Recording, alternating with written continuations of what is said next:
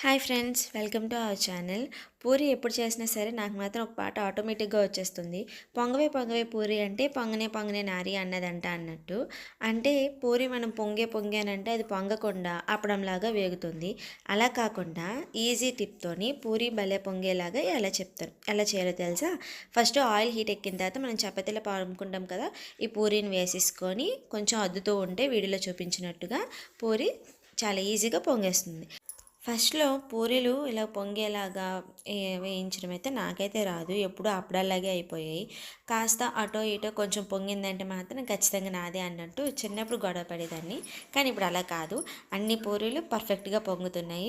మీరే చూడండి ఎంత బాగా పొంగుతున్నాయి కదా! మీరు కూడా ఒకసారి ఈ టిప్ ట్రై చేయండి. పూరీలకైతే ఆలు కుర్మా లేకపోతే శనగల కర్రీ లేకపోతే అన్వితోనైతే ఇష్టంగా తింటాము. ఇక్కడ మేమైతే శనగల కర్రీ చేసుకున్నాం. మీరేం టిఫిన్ చేసుకున్నారు కామెంట్ చేయండి. అలాగే మీకు నా వీడియోస్ నచ్చితే ప్లీజ్ సబ్స్క్రైబ్. బాయ్.